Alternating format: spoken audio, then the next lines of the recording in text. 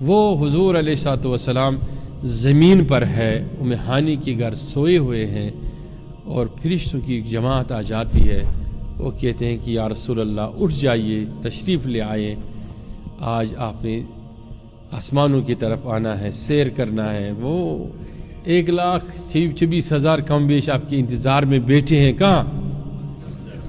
چلے آئے۔ تو پھر جانا کہاں ہے؟ پھر تو اللہ سے ملاقات ہے۔ کس سے؟ اب سب سے میرا سوال ہے، خصوصاً ان لوگوں سے جو کتاب و سنت کو یہاں جاننے والے ہیں اور علماء بیٹے ہیں، مقررین ہیں، آپ سے بھی، آپ سے بھی، آپ سے بھی، آپ سے بھی، آپ سے بھی، سب سے۔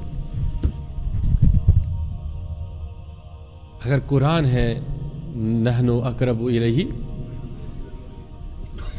تو مجھے دو باتیں بتائیے۔ کیا جب جبریل قرآن مقدس لے کے آتے تھے، اگر اللہ تعالیٰ شاہرگ سے زیادہ قریب تر ہے، کیا حضور کے شاہرگ کے قریب تر نہ تھا؟ نعوذ باللہ، کیا ان کے بھی تھا؟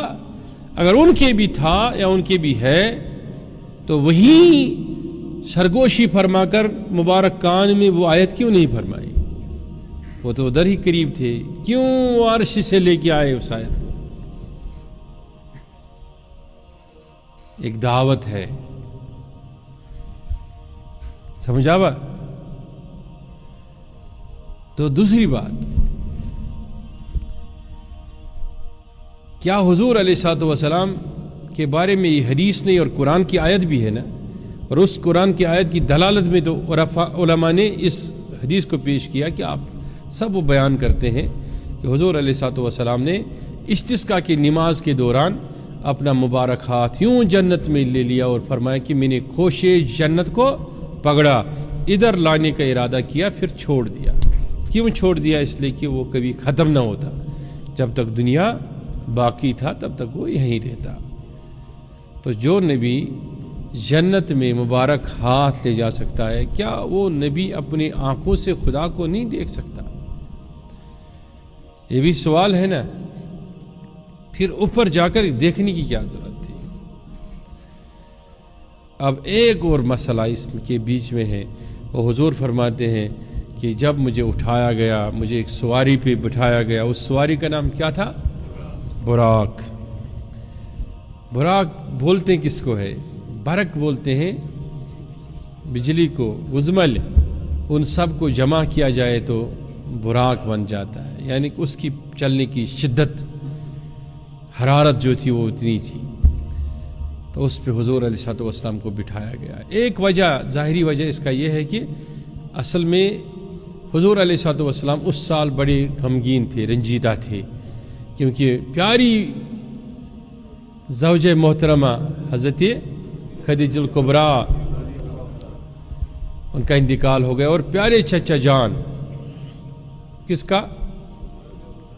ابو طالب کا بھی انتقال ہو گیا تھا۔ حضور کا دل نہیں لگتا تھا، حزن و ملال میں رہتے، غم میں رہتے۔ تو اللہ تعالیٰ نے پھر فیصلہ فرمایا، آؤ محبوب اب یہاں 1 منٹ کے لیے سمجھو۔ کبھی کبھی جب بیٹی سسرال جاتی ہے تو وہاں کوئی غم آتا ہے، پریشانی، حسن صاحب توجہ شاہ، تو غم آتا، پریشانی آتی ہے، تو اس کے والدین فیصلہ کر لیتے ہیں چلو 1 رات کے لیے اس کو بلایا جائے اور اس کو پرانی یادیں تازہ کروائی جائے اور نئے غموں سے چھٹکارا مل جائے۔ آپ سمجھدار ہے، بات سمجھ گئے۔ اللہ تعالیٰ نے فیصلہ فرمایا چلو آج کی رات سب کو بلا کے جمع کیا جائے، اور میرے محبوب جو رنجیدہ رہتے ہیں، دل ملول رہتے ہیں، غم میں رہتے ہیں، حزن میں رہتے ہیں، کیوں نہ 1 رات ان کو بلایا جائے، پہلے سب کے مقامات دکھائے جائے اور سب کو ان کے پیچھے کھڑا کروا کے نماز پڑھائی جائے، اور پھر انہی کو ایک ایک کر کے آسمان و زمین پر پھیلایا جائے، پھر بلا کر اسے بتایا جائے کہ محبوب آپ کو میں ادھر پہنچا دوں گا جدھر کسی فرشتے کا بھی گمان نہیں ہے۔ یہ بھی عرفا نے ایک پہلو لکھا ہے، اس میں ہماری تحقیق ہے، ایسا بھی ہو سکتا ہے، لیکن ضروری حتمی یہ نہیں، آپ اسی کو سمجھیں، لیکن کتاب و سنت جس کی اجازت دے اس پر آپ قائم رہ سکتے ہیں۔ اس لیے اس کو آگے بڑھاتے ہوئے، مختصر کرتے ہوئے ہم اتنا کہیں گے کہ جب حضور علیہ الصلوۃ والسلام تشریف لے گئے اور انہوں نے کہا رأیت اخی موسیٰ، میں نے اپنے بھائی موسیٰ کو دیکھا، ہاں کانوا یصلی فی قبری، میں نے ان کو دیکھا نماز میں، قبر میں نماز۔ اس پر غور کرنا۔ اسی طریقے سے کہیں اجلّہ پیغمبروں کے بارے میں فرمایا، پھر فرمایا کہ میں نے جب وہاں پہنچے تو وہاں بھی موسیٰ تھے۔ کہاں؟ بیت المقدس۔ اچھا، بیت المقدس میں نماز ہوئی ہے کہ نہیں؟ نماز ہوئی کتنے رکعت؟ حدیث ہے صحیح بخاری کی، وہ نماز تو اللہ تعالیٰ نے وہاں جب ملاقات ہوئی تو اس کے بعد دے دی۔ اچھا، نماز کا ایک اور فارمولہ ہے، اس کو ذہن میں رکھنا۔ اچھا، وہاں تعارف وارف ہوا وغیرہ، ٹھیک ہے، یہ حضور علیہ الصلوۃ والسلام ہے، رحمت للعالمین ہے، اس نے امامت فرمائی سب انبیاء کی، وہاں سے تشریف کہاں لے گئے؟ اور بیت المقدس میں ہی یہ سب کچھ ہوا، اللہ تعالیٰ اس کو آزاد کرے۔ جب وہ وہاں سے تشریف لے گئے کہاں؟ آسمانوں کی طرف۔ پھر وہ فرماتے صحیح بخاری میں فوضا باب السماء الاول، پھر پہلے دروازے کو کھولا گیا، ادھر سے پوچھا گیا کون آ رہے ہیں؟ جبریل نے کہا فلاں آ رہا ہے اور ساتھ میں میرا، کیا خدا کی اجازت سے آیا؟ ہاں خدا کی اجازت سے آیا۔ پھر آیا، کھڑا رہا، دیکھا آدم ہے علیہ الصلوۃ والسلام، پھر اور ایک کوئی پیغمبر ہے، پھر اور کوئی، پھر ایسی ساتوں آسمانوں پر ہوتا رہا۔ اب میں سمجھا رہا ہوں آپ کو ایک بات کہ یہ سارا کچھ ہوا، اور اندازہ کر لو اب ایک لمحے کے لیے خود کو مذاق نہ بنانا۔ اس لیے مولانا رومی کیا کہتا ہے، وہ فرماتے ہیں از سفر سفرتو سفران بود،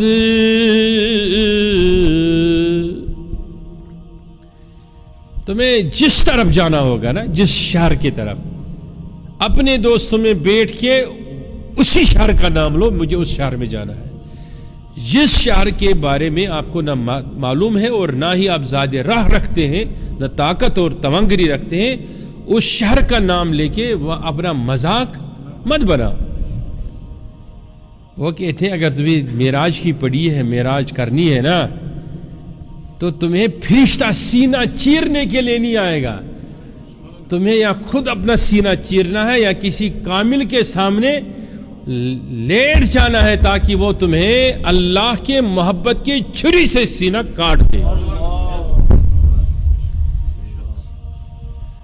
جب تو اپنے آپ کو پیش بھی نہیں کر رہا ہے اور اپنے سینے کو کھول بھی نہیں رہا اور طلب معراج بھی کہہ رہا کہ الصلاۃ معراج المومنین، وہ کہتا ہے پھر تو یہ دعوی کذب ہے، اس کا کوئی مقصد نہیں ہے۔ وہ کہتا ہے کیوں؟ ہاں کیوں؟ اس لیے کہ بات فرماتے ہیں، فرماتے ہیں عشق آمد، عشق آمد جان عالم گوش کن، تمہیں یہ خبر نہیں کہ عالم کی جان جو ہے وہ عشق ہے؟ اگر تو اسی سے محروم رہا تو تو کیسے کہہ سکتا ہے میں زندہ ہوں؟ وہ کہتا ہے تجھ سے تو بہتر وہ جانور زندہ ہے جو 4 ٹانگوں پہ رہ کر یا 2 ٹانگوں پہ رہ کر، ہاں، کہ مرغے کی طرح جو فرشتے کی آواز سن لیتا ہے۔ تم تو خدا کی وصل کی لذت سے آشنا نہیں ہو رہا ہے، اور مرغے سے بہتر کیسے ہو سکتا ہے؟ اس لیے سعدی کا وہ میں نے روایت سنائی تھی، وہ فرماتے ہیں اے مرغ سحر عشق ز پروانہ بیاموز، کہاں سوخت شد جان شد آواز نیامد۔ وہ کہتا ہے کہ وہ پروانہ جل جاتا ہے، کیا؟ لیکن آہ بھی نہیں کرتا ہے۔ وہ وصل کی لذت سے جل جاتا ہے لیکن آہ نہیں نکلتی اس کے منہ سے۔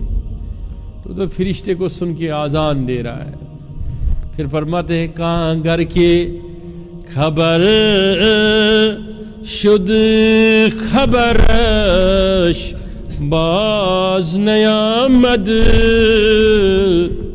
وہ فرماتے ہیں کہ اسی طریقے سے جو باخبر ہو جاتا ہے وہ خود سے بے خبر ہو جاتا ہے. سمنا نعرف پان نشس بے خبر کو تس ونا کھانے خراب.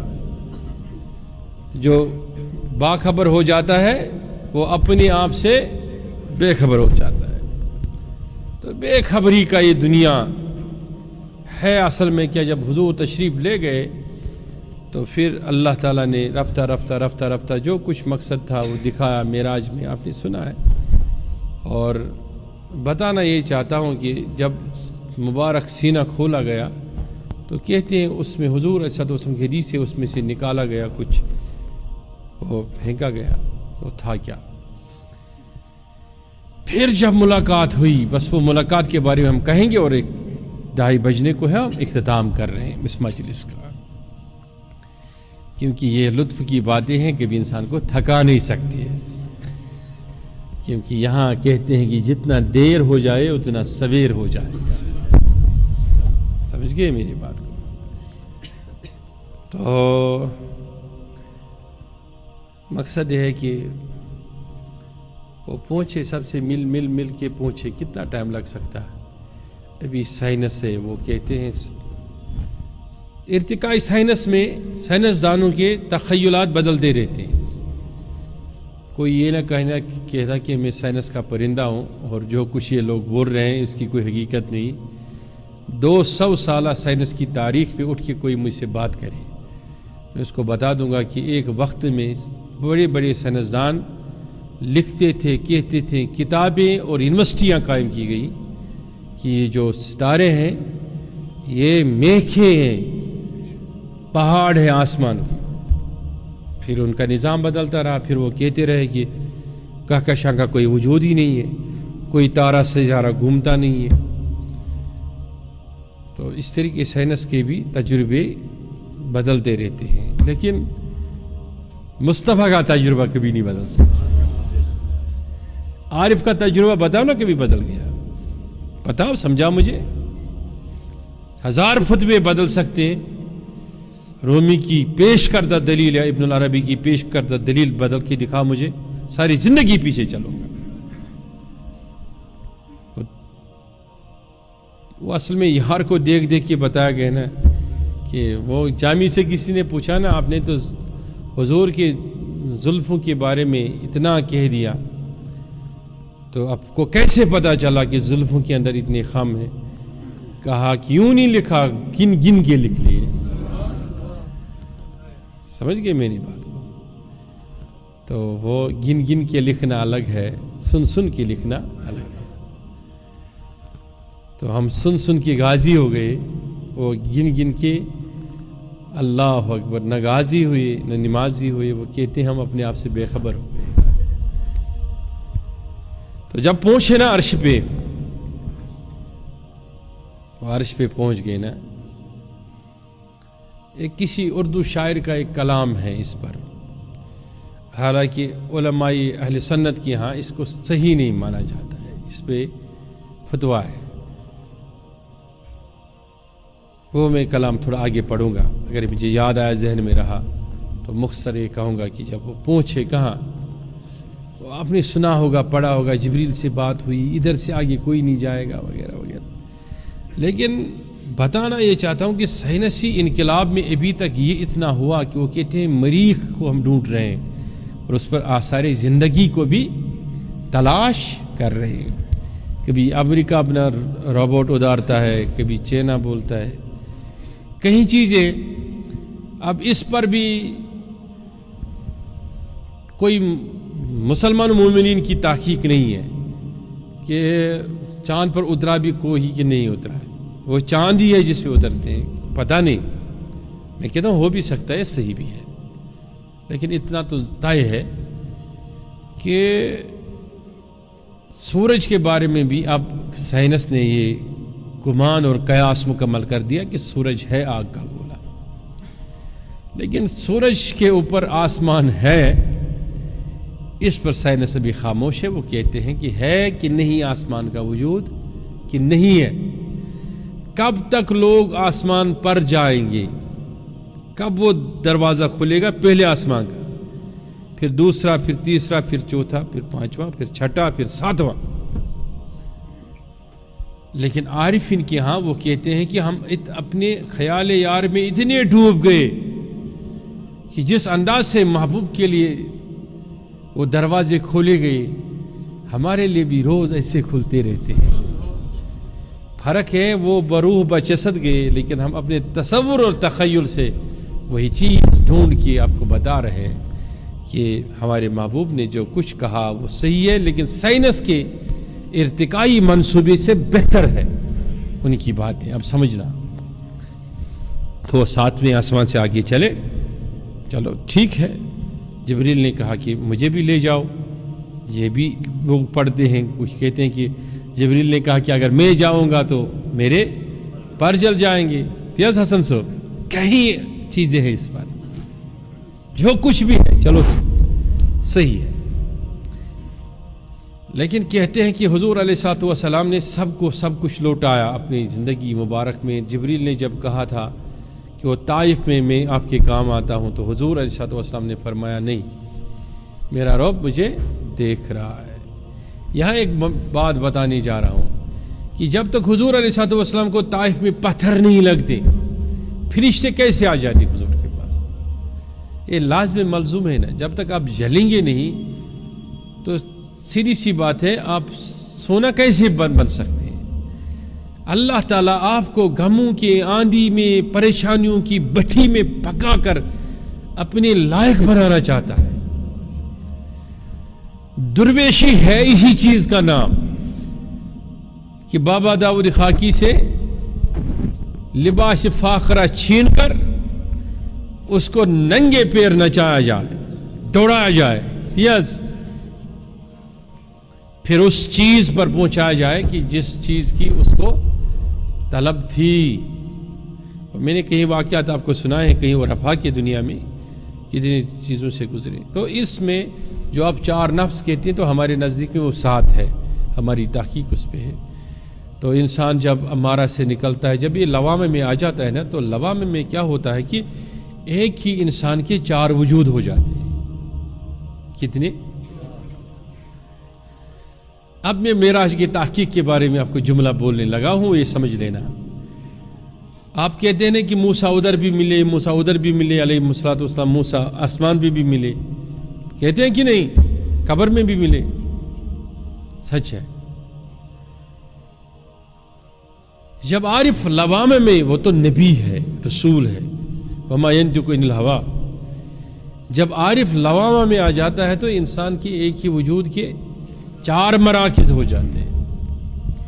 وہ اپنے وجود کے اعتبار سے 4 دنیا کے 4 کونوں میں ایک ساتھ پا سکتا ہے اپنے وجود کو، اور اس کو جو دیکھنے والے ہو سکتے ہیں وہ دیکھ بھی سکتے ہیں.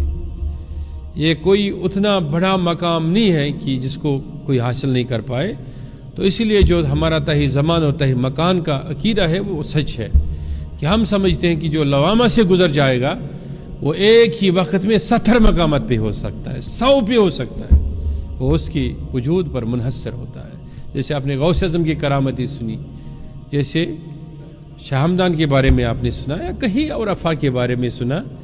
تو ہم نے تو اللہ کو حاضر ناظر بتا کر کہتا ہوں کہ میں نے اپنی زندگی میں ایک عورت کو بھی دیکھا، ایک عورت جو اس مقام پر تھی، جو ایک وقت میں سینکڑوں مقامات پر ہوتی تھی. وہ تو عورت ہے، لوامہ سے گزر گئی. تو مردوں کی تو بات ہی نہیں ہے. دیکھنے والے دیکھ رہے ہیں ہر زمانے میں، ہر وقت میں. اچھا، جب حضور علیہ الصلوۃ والسلام اللہ تعالیٰ کے قریب ہوئے، کیونکہ وقت بہت لیٹ ہو رہا ہے، بہت بڑا تاخیر ہو گیا، تو آپ نے سنا ہوگا معراج کے بارے میں کہ حضور علیہ الصلوۃ والسلام نے جبریل کو کہا کہ اب بتاؤ کہ اللہ تعالیٰ کی ہاں کچھ بولنا ہے تو میں بولوں گا. تو یہ بھی جیسے بیان کیا جاتا ہے اس کو کہ یہ کوئی بڑا معجزہ ہے. نہیں، ایسا جبریل امین خود بھی بول سکتے ہیں. لیکن یہ اتنا ہے اس لیے بتایا جاتا ہے، اس کے بھی کہیں وجہ ہیں، وہ چند وجہ آپ کو میں انشاءاللہ اگلے مضمون میں بتاؤں گا. لیکن اس وقت ایک بات بتاؤں گا کہ وہ جب حضور علیہ الصلوۃ والسلام تشریف لے گئے اور اللہ تعالیٰ سے ملاقات ہوئی، اب یہ بات رہی آپ کے لیے اور میرے لیے، کیا نعوذ باللہ من ذالک اللہ تعالیٰ کا کوئی ایسا وجود ہے جیسے ہم سمجھتے ہیں کہ خدا ویسے ہوں گے ایسے ہوں گے؟ نعوذ باللہ، خدا کسی اعضاء سے پاک ہے کہ نہیں؟ نہ اس کے کان ہیں، نہ اس کی آنکھیں ہیں، نہ اس کے ہاتھ ہیں، نہ ان کا منہ ہے. ایسا سمجھنا ایک کفر ہے. پھر خدا کی ذات ہے کیا؟ تو اس لیے اللہ تعالیٰ نے اس کا جواب خود دیا، اللہ نور السماوات والارض. اب اس پہ مسئلہ نور ہی پہ نہیں آئیں گے اس وقت، اس پہ ٹائم لگے گا. اور اتنا ہم کہیں گے کہ وہ جو اللہ تعالیٰ سے ملنے آئے تو اس لیے اللہ تعالیٰ نے یہ فرمایا تھا نا، سبحان الذی اسریٰ بعبدہ لیلا من المسجد الحرام الی المسجد الاقصی. تو یہ وہ زمینی معراج تھا، ختم ہو گیا. پھر اس سے آگے وہ ہے کیا؟ وَالنَّجْمِ اِذَا هَوَىٰ. اللہ اکبر. اب لوگ کہتے ہیں کہ اصل میں یہ کیا حقیقت ہے؟ میں کہتا ہوں کہ اللہ تعالیٰ کو یہ ستارے جو ہے نا کتنے بنائے اس نے. ابھی آپ کو برا لگے گا تو میں کچھ نہیں کہہ سکتا ہوں. یہ کتنے ستارے ہیں، سیارے ہیں. أکس پہلس پرسن دپنس تسا قسم ہاو یس پنس ملکیتس مز لچھ ژھاوٕلۍ آسہِ سُہ ونیا بہٕ چھُس ہاوان ژھاوجہِ ہٕنٛز درٕے سُہ کمِچ قسم آیہِ یہ کیسی تفسیر ہے سُہ ونیا بہٕ ہاو ستارُک قسم یتھ یمن کہکشانن مز یمن گلیکسین کیا حسابٕے چھُنہٕ یِم کۭژاہ چھِ کمہِ تارکُک ہے وہ کہتا ہے سب ستاروں اور سیاروں میں چمکنے والا میرا محبوب ہے اس لیے وہ نجم اذا ہوا. وہ اسی تارے کا قسم کھا کر فرما رہا ہے کہ وہ تاروں کی کیا مثال ہے. وہ کہتے ہیں تمہاری دمک چمک میرے محبوب کے قدموں سے. پھر آگے فرماتا ہے یہ بھی فرمایا نا اس میں وما ينطق عن الهوى ان هو الا وحی یوحى وما ينطق عن الهوى. کہتا کیوں اس محبوب کے بارے میں تم ایسے باتیں کرتے ہو جو اپنے لب خود کھولتا نہیں ہے بلکہ اس کے لب بھی تب کھلتے ہیں جب اس کا رب چاہتا ہے. اپنی مرضی سے نہیں کھولتا ہے، اپنی مرضی سے نہیں کھولتا ہے. پھر فرمایا کہ وہ سارا خاکہ میرے نبی نے پیش فرمایا کیونکہ کوئی فرشتہ تو ادھر تھا نہیں. یہ تو اپنی حدیث سے مجھے سنائی ہے نا، کوئی فرشتہ ادھر تھا نہیں، کوئی تیسرا تھا نہیں، ایک خدا ایک. اب ایک لمحے کے لیے آپ اس کو سوچو کہ جب حضور علیہ الصلوۃ والسلام کو ہی پیدا کیا گیا تھا، کوئی تیسرا نہ تھا، تو حالت اسی میں ہوئی تھی نا. فرق اتنی ہے آج حضور بروح بجسد تھے، یعنی کہ مبارک جسم کے ساتھ بھی تشریف لائے تھے.